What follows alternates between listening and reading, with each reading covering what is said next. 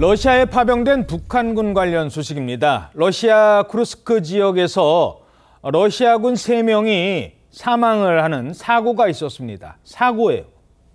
전투 중은 아니었습니다. 그런데 사고가 벌어진 게 자신들의 적군이라고 할 수 있는 우크라이나군 때문이 아니랍니다. 바로 아군인 북한군 때문이래요. 아군 때문에 사망을 했다? 바로 오발 사고였다고 합니다. 무슨 일이 벌어진 겁니까? 미 자유아시아 방송 보도에 따르면 친러시아 텔레그램 채널이 지난 29일 북한군이 우크라이나 진지를 습격한 뒤에 퇴각하는 과정에서 오발 사고를 일으켰고 이로 인해 러시아군 3명이 사망했다고 전했습니다. 약 50명이 동원된 이 작전, 북한군은 우크라이나군의 포격과 무인기 공격으로 피해를 입었고 퇴각하는 과정에서 러시아군과 제대로 의사소통이 이루어지지 않았다고 합니다. 한편 우크라이나 특수부대 특수작전군, 러시아군이 점령하고 있던 쿠르크스 지역의 한 마을을 탈환했다면서 북한군으로 추정되는 사상자 사진을 공개하기도 했는데 북한군 식별을 위해 빨간 띠를 팔에 두른 상태였습니다. 자, 이런 상황에서 북한 당국이 러시아 파병으로 숨진 군인 유족들에게 전사증이라는 걸 주고 있다라는 증언이 나옵니다. 전사증이 무엇인지 과거 북한 내 보도 내용부터 보시겠습니다. 영운 전사들은 수령의 안녕과 적국의 부강보 운영을 바라면서 다시 돌아오기 어려운 싸움길도 웃으며 헤쳐나갔다고 하시며 전사증이라는 게 뭐예요?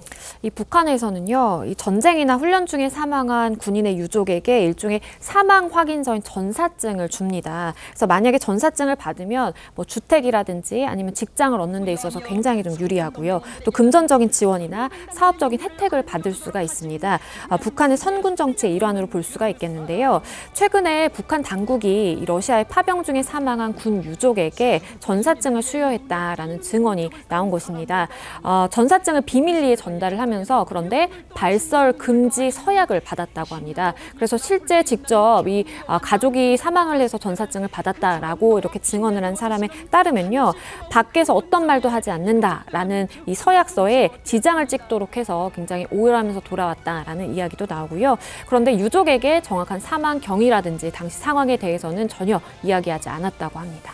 글쎄요, 아무리 군인 가족이라고 해도 전쟁터에 나가서 내 가족이 숨졌는데, 내 아들이 숨졌는데 얼마나 자랑스러워할까요? 그것도 남의 나라 전쟁에 가서 숨졌는데.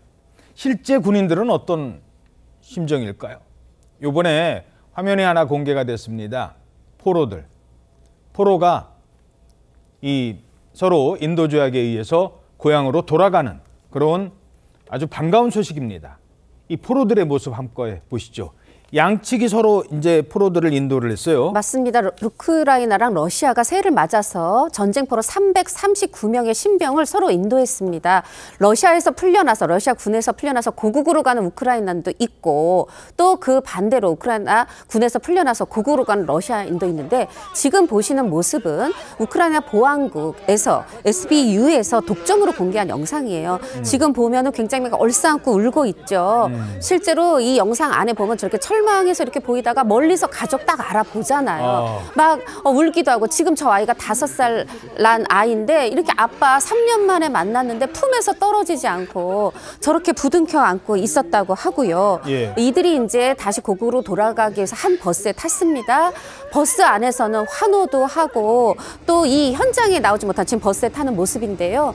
이 가족, 이제 나오지 못한 가족과 영상 통화도 하고 또 이 몸에 보면은 우크라이나 국기를 이제 몸에 두르고 그렇게 기뻐하는 모습인데, 또 마찬가지로 이제 벨라루스라는 곳에서는 우크라이나 군에서 풀려난 이 러시아 포로 339명이 버스에 올랐습니다. 이들도 고국에서 가족과 함께 새해를 맞게 됐습니다. 예, 전쟁이 저런 겁니다.